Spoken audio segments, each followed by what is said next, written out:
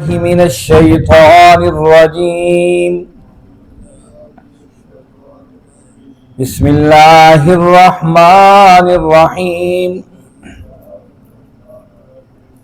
لو خرجوا فيكم ما زادوكم إلا خبالا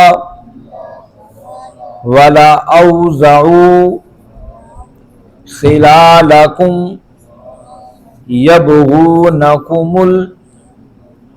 الفتنة وفيكم سماعون لهم والله عليم بالظالمين. لقد ابتغوا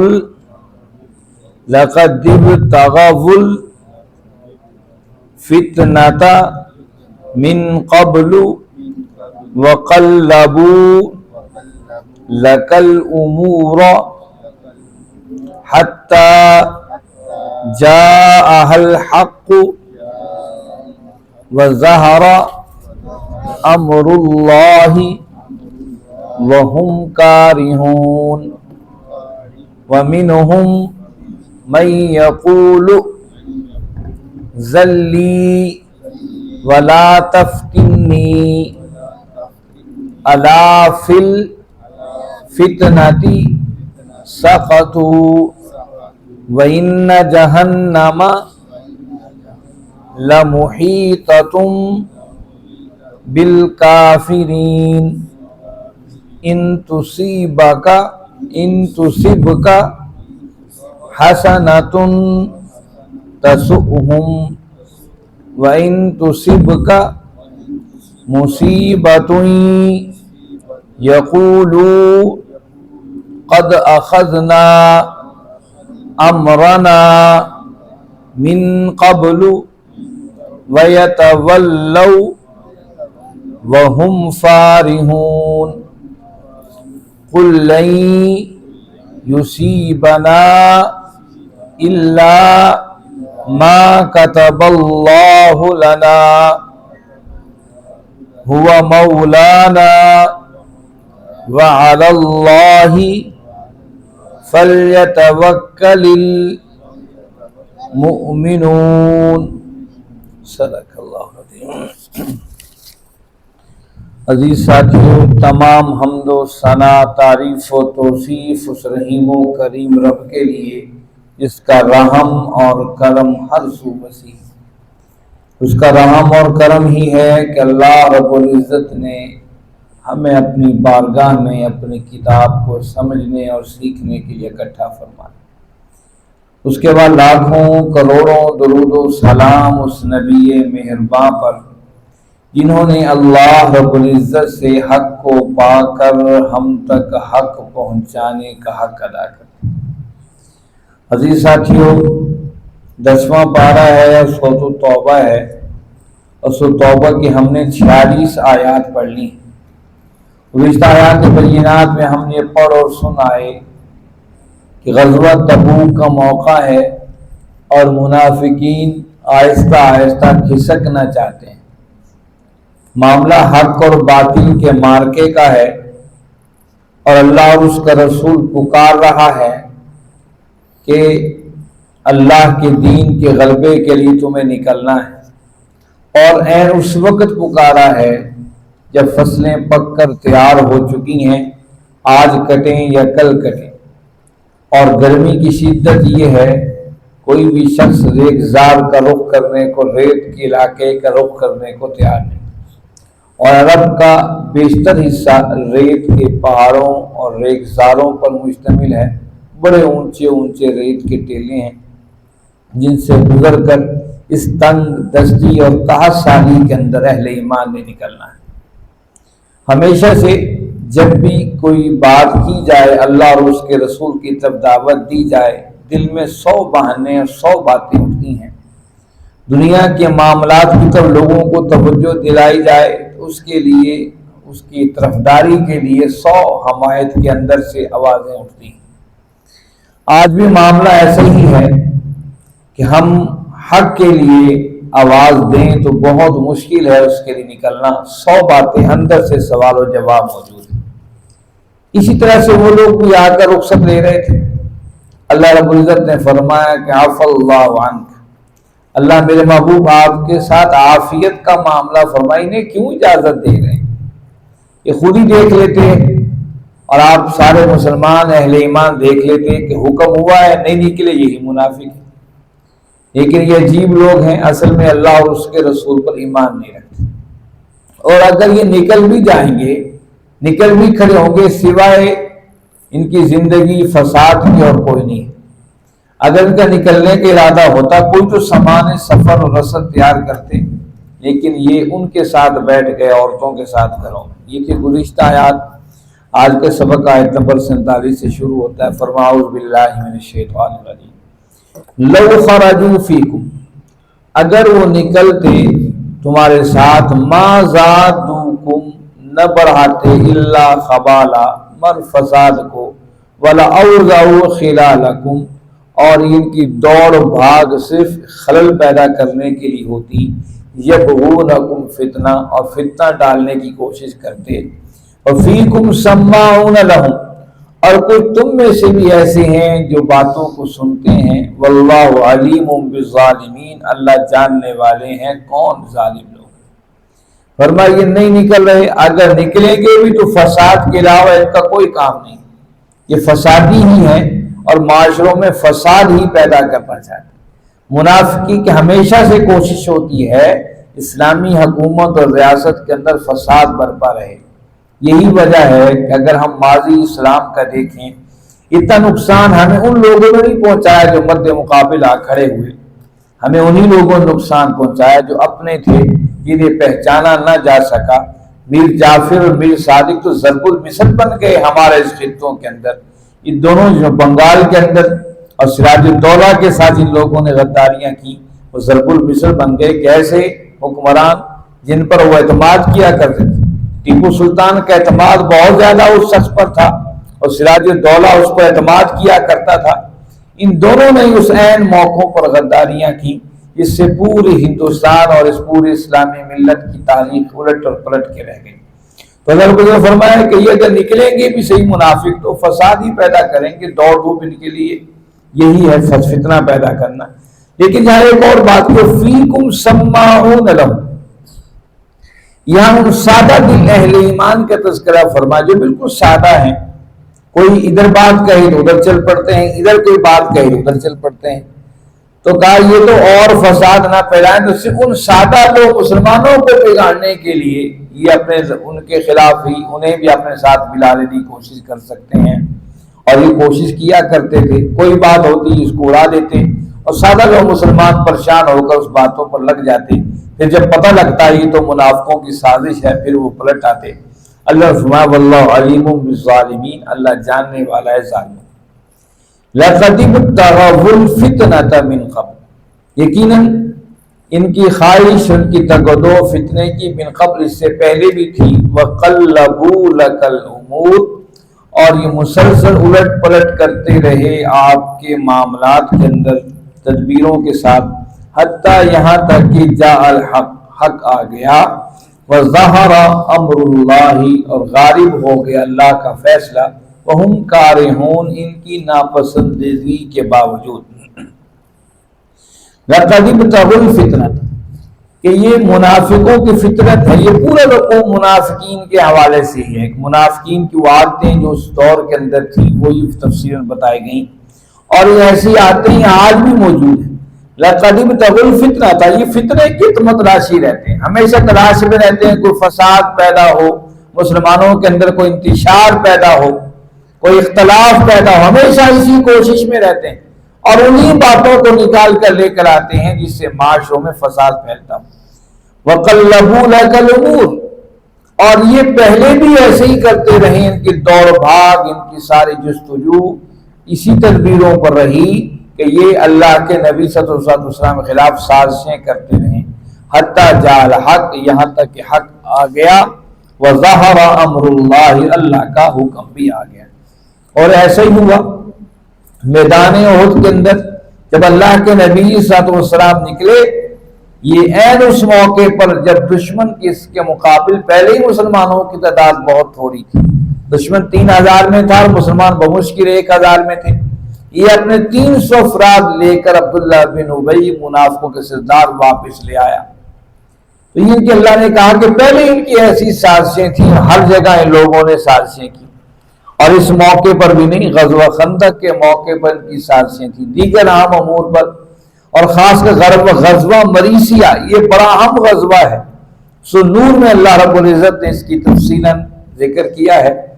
اللہ کے نبی صلی اللہ علیہ وسلم تشریف لے گئے اور دشمن وہاں سے بھاگ گیا اور صحابہ نے اس پورے علاقے پر کنٹرول حاصل کر لیا. ایک کنواں تھا جہاں سے اہل ایمان پانی بھرا کرتے تھے.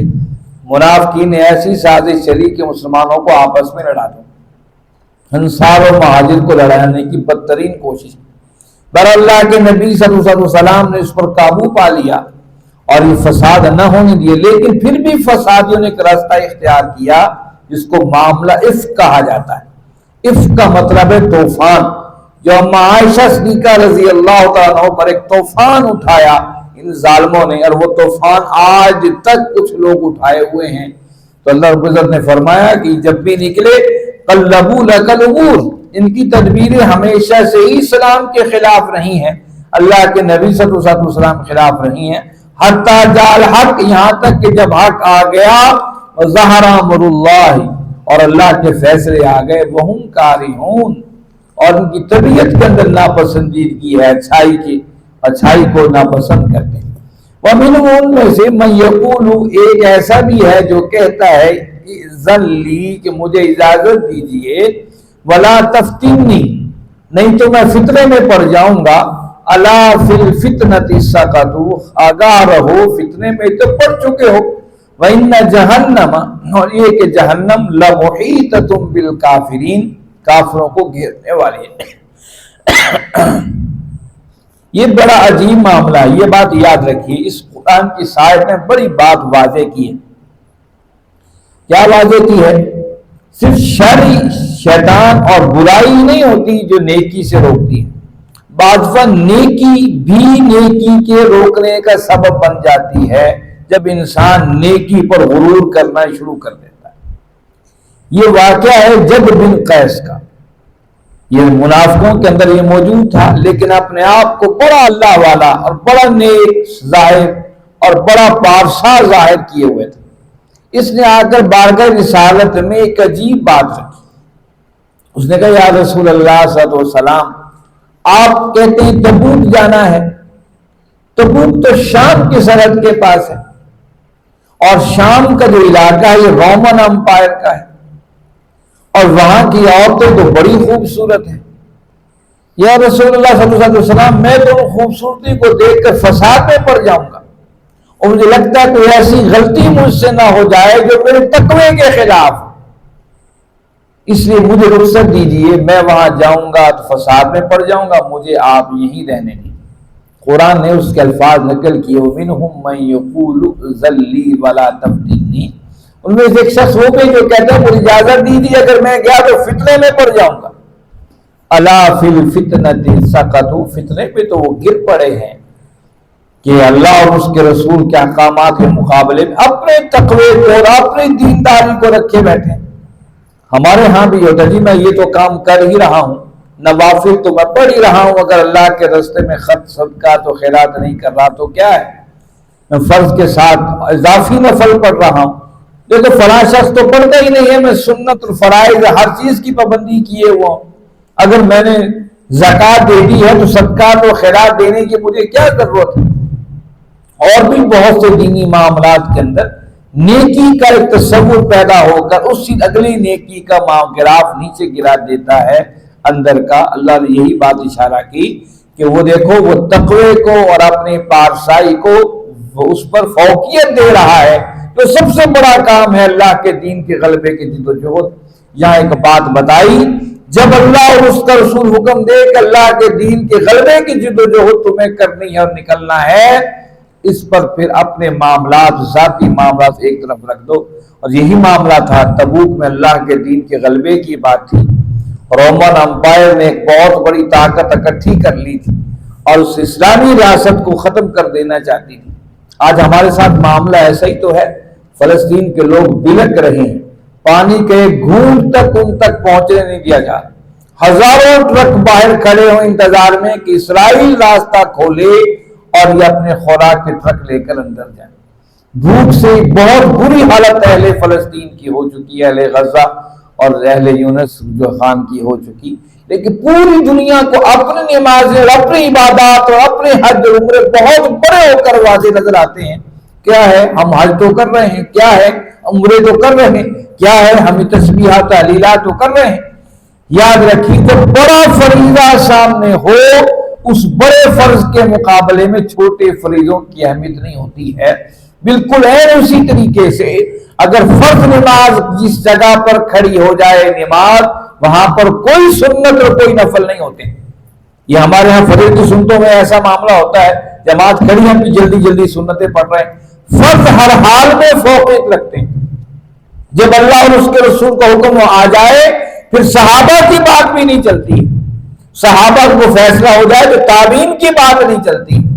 اس لیے جب فرض نماز کا اعلان ہو جائے، جماعت کھڑی ہو جائے، حکم یہ ہے اگر قریب ہو تو سلام پھیرنے والے تو پھیر لو، نہیں تو نماز چھوڑ کر فرض کے ساتھ کھڑے ہو جاؤ۔ تو کیا آپ اور ہم سمجھتے اتنا بڑا اس امت کا ایک حصہ اس طریقے اس مخدوش حالات کے اندر موجود ہے، سارے وسائل ہونے کے باوجود ان تک ایک چھوٹا سا ملک جس کی کوئی حیثیت دنیا کے اندر نہیں ہے، وہ ایک قطرہ پانی کا پہنچنے نہیں دے رہا ہے، ایک لقمہ روٹی کا نہیں پہنچنے دے رہا ہے، اور پھر جو کہیں اکٹھے ہو بھی گئے، کسی جگہ کو خوراک کا ذخیرہ آ بھی گیا اور وہ لینے کے لیے پہنچ بھی گئے، دشمن نے بم مار کر ان کو شہید کر دیا، اور وہ ایک روٹی اور لقمے اور پانی کے لیے اپنی جانوں کے نذرانے دے رہے ہیں۔ وہ جس کے چاروں سمت اربوں خربوں مسلم ملک آباد، ہو سکتا ہے ایک وقت کے کھانے میں کئی کئی کھانے ان کے بکتے ہوں گے اور ضائع کر دی جاتے ہوں گے، اس کے چاروں سمت ایسے ممالک اور ایسی اسلامی ریاستیں موجود ہیں، لیکن حالت کیا ہے؟ تو بڑے فرض کے مقابلے کے اندر جب ہم اپنی عبادات نیکیوں کو دیکھ کر اگنورمنٹ کریں گے، اللہ نے اسی بات کو واضح کیا، اس نے کہا جناب یا رسول اللہ میں تو بڑا نیک بندہ ہوں، نمازی روزے دار پرہیزگار بندہ ہوں، وہاں جب ان عورتوں کو دیکھوں گا تو ایمان کیسے سنبھالوں گا؟ ولا تفتنی، میں تو فتنے میں آ جاؤں گا۔ الا فی الفتنۃ سقطوا، اللہ نے فرمایا فتنے میں تو پڑ چکا ہے۔ جس کے لیے اللہ اور اس کا رسول پکار رہا ہے، اس کے مقابلے اپنی اپنی دلیلیں اس کے اندر سے نکل رہی ہیں۔ وَإِنَّ جَهَنَّمَ لَمُحِيطَةٌ بِالْكَافِرِينَ، اور یہ بے شک جہنم جو ہے کافروں کو گھیرنے والی ہے۔ ان تصبک حسنۃ، اگر آپ کو کوئی اچھائی پہنچتی ہے، کوئی خیر پہنچتی، تسؤہم، انہیں بڑا برا لگتا ہے۔ وَإِن تُصِبْكَ مُصِیبَةٌ، اگر آپ کو مصیبت پہنچتی ہے، یقولوا، یہ کہتے ہیں قد اخذنا امرنا، اور ہم تو پہلے ہی بھانپ گئے تھے، من قبل، اس سے پہلے ہی بھانپ گئے تھے کہ یہ ہونا ہے۔ وَيَتَوَلَّوْا وَهُمْ فَرِحُونَ، اور پھر پلٹتے ہیں خوشی خوشی، دیکھو جی انہیں نقصان پہنچا، ہم پہلے کہتے تھے ایسے نہیں ایسے ہونا چاہیے، ہماری بات نہیں مانی نا۔ میدان احد کے اندر یہی معاملہ ہوا، جب 300 منافق پلٹ کر واپس چلے گئے، اور جب میدان احد کا نقشہ پلٹا تو انہوں نے کہا لو جی ہم تو پہلے کہتے تھے ان سے مقابلہ مشکل ہوگا، ان ماننا ہی نہیں، اب بھگت لو۔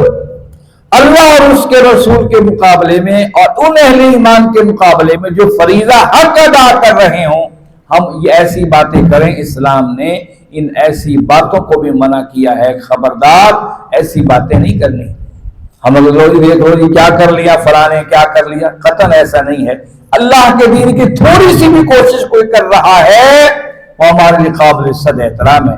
قُلْ لَن يُصِيبَنَا، اس کے مقابلے ایک بہت پیاری بات اس آیت میں کی، یہ آیت کم از کم ہر بندہ مومن کو یاد ہونی چاہیے، زبان یاد ہونے چاہیے۔ تو میں قل، میرے محبوب کہہ دیجیے لن یصیبنا، تم ہماری تکلیفوں کو دیکھتے ہو، سمجھتے ہو ہم بڑے سیانے تھے اس لیے ہم نے یہ کام نہیں کیا، اب بھگتو۔ کہا قل، میرے محبوب کہہ دیجیے لن یصیبنا، ہرگز نہیں ہمیں کوئی بھی مصیبت پہنچتی، الا ما كتب اللہ لنا، جو ہمارے رب نے ہمارے لیے لکھ دی، یہ لکھ دی ہے وہی ہونا ہے۔ دیکھیے ہمیشہ سے یاد رکھیے، کوئی بھی بندہ کوئی اچھا کام کرتا ہے تو وہ اپنے آپ کو کہہ کے دیتا ہے یہ جی میں نے بڑی سمجھداری کا کام کیا، جو نقصان ہو جائے تو پھر وہ مایوس ہونا شروع ہو جاتا ہے۔ لیکن اللہ پر توکل و بھروسہ ہو پہلی ہی دفعہ اسے یقین ہوتا ہے یہ کام اللہ کے بھروسے پر کر رہا ہوں، اور مایوسی بھی ہو تو بھی وہ اپنے رب کی طرف کہتا ہے کہ اللہ نے ایسا نہیں چاہا ہوگا تو ایسا ہو گیا۔ تو اللہ نے بتایا قُل لَن يُصِيبَنَا إِلَّا مَا كَتَبَ اللَّهُ لَنَا، میرے محبوب ان کو بتا دیجیے ہمیں جو بھی تکلیف یا مصیبت پہنچتی ہے إِلَّا مَا كَتَبَ اللَّهُ لَنَا، وہ اللہ نے ہمارے لکھ دی ہے۔ اور وہ اللہ کون ہے؟ ہوا مولانا، وہ ہمارا آقا ہے، خالق ہے، مالک ہے، ہمارا سردار ہے، جو کچھ چاہے وہ کر سکتا ہے۔ مولانا کے اندر بہت گہری معنی چھپے ہیں۔ وہ مولانا، وہ ہمارا مالک اور آقا ہے، وہ چاہے جو کچھ بھی ہمارے لیے کرے ہمیں وہ قبول ہے۔ اگر ہمیں فائدہ دے تو بھی قبول، اگر ہمیں نقصان پہنچے تو بھی ہمیں قبول ہے۔ لیکن تب ہے جب اللہ پر بھروسہ اور یقین کیا جائے، اپنی تدبیروں پر گھمنڈ نہ کیا جائے میں نے کیا تھا تو یہ ہو گیا، اور پھر جب میں نے کا لفظ آتا ہے پھر نقصان ہوتا ہے تو مایوسی بھی ویسے اس کو گھیر لیتی ہے۔ جب اللہ پر بھروسہ ہوتا ہے پھر اس کے نقصان پر بھی دل مطمئن ہو جاتا ہے۔ وَعَلَى اللَّهِ فَلْيَتَوَكَّلِ الْمُؤْمِنُونَ، اور اللہ ہی پر اہل ایمان اپنا بھروسہ اور یقین رکھتے ہیں۔ میرے بھائیو، اللہ کے علاوہ کوئی ہستی، کوئی نہ بڑا کوئی نہ چھوٹا بھروسے کے لائق نہیں ہے۔ تو آج کی آیات میں ہمیں سبق ملا ہے کہ یہ دینداری کو دینداری کے مقابلے میں مت رکھا کریں۔ یہ چھڑی فلانی کر سکا، یہ کام تو میں کر ہی رہا ہوں، ایسا نہیں ہے۔ جب جس وقت جس کام کی ضرورت ہو اللہ کے دین کی، اس فریضے کو اسی موقع پر ادا کرنا ہے۔ اور دوسرا، مایوس نہیں ہونا ہے۔ مایوسیت تب پیدا ہوتی ہے جب انسان اپنی تدبیروں کو استعمال کرتا ہے۔ تدبیر اپنی ہی استعمال کرتا ہے ہمیشہ بندہ مومن، لیکن اللہ پر توکل کے ساتھ کرتا ہے، پھر اگر اسے کامیابی ملتی ہے تو پھر اللہ ہی کی طرف اس کامیابی کو منسوب کرتا ہے۔ اگر ناکامی ملتی ہے تو بھی مایوس نہیں ہوتا، کیونکہ وہ سن رہا ہوتا ہے کہ وہ ہمارا مولا اور آقا ہے، اور کوئی مالک یا آقا نوکر اپنے نوکر کو جیسی چاہے سزا دے لے تو وہ سزا کو بھی قبول کر لیتا ہے۔ ہمیں بھی چاہیے رب پر بھروسہ رکھیں۔ اللہ رب العزت سے دعا ہے اللہ رب العزت آپ اور ہم سب کو سمجھنے اور اس پر عمل کرنے کی توفیق عطا فرمائیں۔ وآخر دعوانا الحمد للہ رب العالمین، والصلاة والسلام علی سید المرسلین۔